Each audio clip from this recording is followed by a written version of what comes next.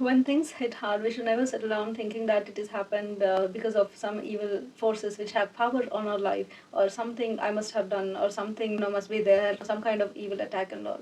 God allows that for a purpose. What if God would have challenged the devil about it? And what if God would have trusted you on that? See, so it is like when you learn musical instruments, or when you are learning something, learning guitar, and your fingers hurt. Your fingers hurt.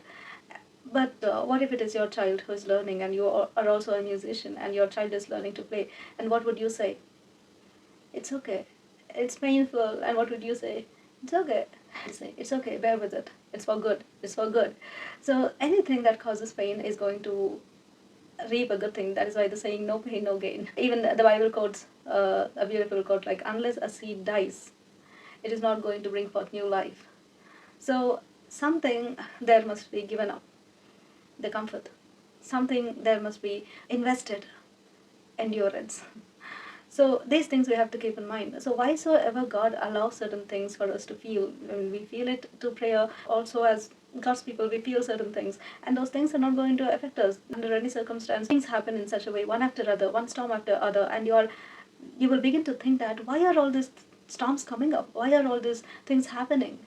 When Jesus was sleeping in the storm, and how can he sleep in the storm?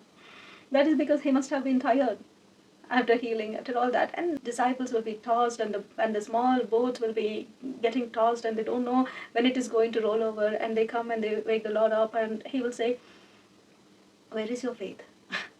I am here in the boat, and where is your faith? Oh, ye of little faith. See, why would God say that? Because he is there with them in the storm and in their boat. So if we have God in our life, and we have his presence is there, and we have his spirit within us, then we should not be terrified about anything that hits us, anything that is going to happen. Because even if all the evil things, and the fallen angels, and the devil, everything put together, that power is not going to stand before the power of the Lord. The one who is in you is greater than the one who is in the world. And God had already had victory over those evil powers. They are just under his feet. If he is letting certain things, certain storms, one after other, then what is he expecting from us? That we have to think about. Just like Job, what if he has challenged that I know my child, I know how she can handle, I know how he can handle. And what if he wants to train us in that, or wants us to see where our faith stands? It can be that also. So, but we should never get settled down. So first thing, physical attack is very easy to deal with. Physical attack, okay, God gave, God will heal, God is there, fine. He's the one who hurts, he's the one who heals, fine, God will take care. It is very easy. Mental attack, there will be people you're surrounded with, and just like in case of Job's friends. So they started to speak to him in different philosophies. The way they spoke, and whatever they spoke is correct. It is not wrong, but it didn't fit in with Job's situation, because the situation of Job is ordained by God. That is why there is a verse in the Bible that says, do not comment upon others' misfortune. Do not comment upon others' misfortune, because you don't know where that misfortune came from. You don't know why that person is suffering. You don't know. So we don't have any right to comment upon other people, saying that he is very sinful and that is why he is reaping. He's been very bad, that is why this thing. We should not talk like that. That is what is the statement. Do not comment upon others' misfortune, because you don't know why that situation came to that person, whether it is from God, or whether it is from the evil, or whether it is by his own deeds, the system that God had made that is causing him to reap. It is not about all that. So we have to keep these things on mind, and the mental pressures will be very much. They will say that, this kind of situation is that even Job's wife comes and tells him that, curse God and die. Curse God and die. Why are you still living? You're such a disgrace. So why are you still living? And what would Job say? I know. God knows what I did.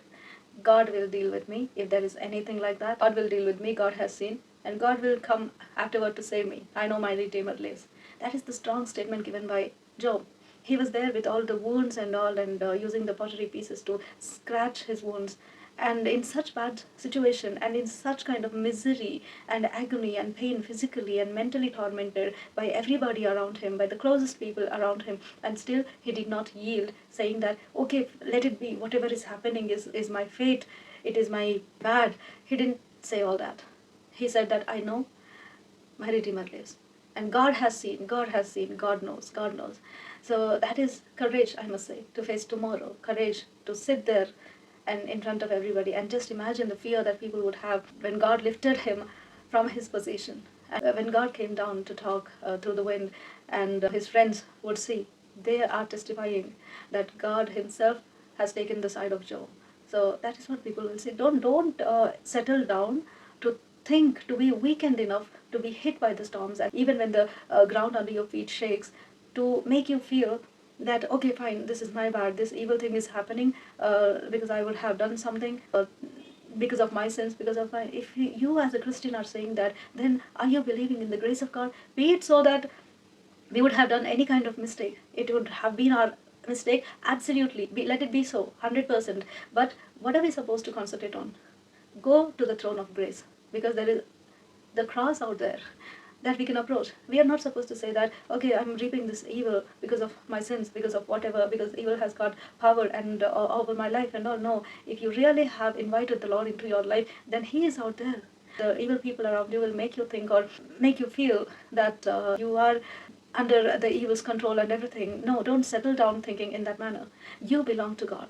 And why God had put you in a certain place, in certain marriage, in certain workplace, in certain area, certain place, the people around you, and whatever you're going through, everything has got a purpose. This is not God's will for my life, and this is something evil that is happening. Don't confess and don't give such kind of statements, because God has control on your life and nobody else. That's all. So give that power and authority to God, and be bold enough to say that even if I am wrong, even if I am wrong, that is not going to give any excuse for the devil to make way into your life. Even if we are wrong, there is the throne of grace that we can go and obtain grace from, that will purge us from our sins. So even if we go wrong, the forgiveness is ready. There should be just readiness to approach the throne of grace, and that's all. Look at the cross. The cross is there all the time. That is why the cross is the power of freedom, that we go to Him and we obtain forgiveness and be free of the guilt that we have. So when we have the cross, when we have Jesus, when we have God Himself, we can go to Him and pour out our heart, get clear of that guilt. But don't get settled down thinking that, okay, I made this mistake and so this is happening. I made this mistake and that is happening. And don't get settled down thinking into giving way for the devil deliberately, you yourself opening the door. Shut down the doors and say that, Satan, get yourself behind me, just get lost. You don't have any place here, to corrupt my mind or anything. And be bold enough to give answers to people. Like, I know my life is in the hands of God. However you find it, I don't care about all that. But my life is in God's hands. So whatever He allows, only that will I get to face. And He allows everything for a reason, and that's all. So don't get settled down thinking that the devil has got power over your life. God will never do that. God is faithful enough to protect us. And that is why in the armor of God we are called to have faith, that shield of faith we are supposed to carry, to resist all these thoughts that will consume us. So have the shield of faith, or hold the shield of faith firmly, and don't let any of these verbal attacks and any of these even physical attacks or anything, or the spiritual attacks even. Don't care about whatever around you is actually trying to break you apart. No, be filled with God's Spirit. Be filled with God's Spirit in such a way that don't give way for anything to hurt the heart of God or the Spirit of God that is there inside you. That's all.